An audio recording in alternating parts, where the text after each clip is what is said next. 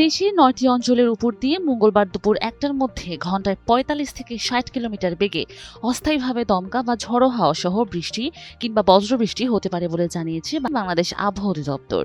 এ কারণে সংশ্লিষ্ট এলাকার অভ্যন্তরীণ নদীবন্দরগুলোকে ১ নম্বর সতর্ক সংকেত দেখাতে বলা হয়েছে।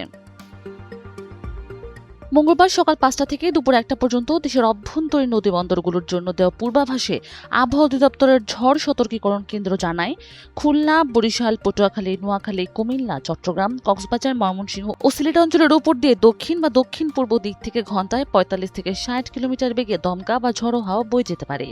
একই সঙ্গে বৃষ্টি অথবা বজ্রবৃষ্টির সম্ভাবনা রয়েছে। AKS অর্জন করল গিনেস ওয়ার্ল্ড রেকর্ডস। AKS এই পরিস্থিতিতে সংশ্লিষ্ট নদীবন্দরগুলোকে ১ নম্বর সতর্ক সংকেত দেখাতে এবং নদীপথে চলাচলকারী নৌযানগুলোকে সর্বশেষ আবহাওয়ার পূর্বাভাস অনুসরণ করে সতর্কতার সঙ্গে চলাচলের পরামর্শ দিয়েছে অধিদপ্তর।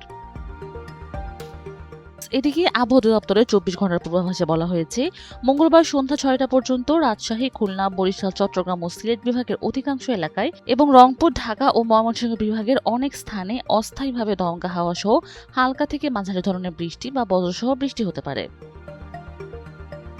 পূর্বাভাসে আরও বলা হয়েছে, দেশের কোথাও কোথাও মাঝারি ধরনের ভারী থেকে অতি ভারী বর্ষণ হতে পারে। তবে সারা দেশে দিনের তাপমাত্রা প্রায় অপরিবর্তিত থাকতে পারে, যদিও রাতের তাপমাত্রা সামান্য কমতে পারে।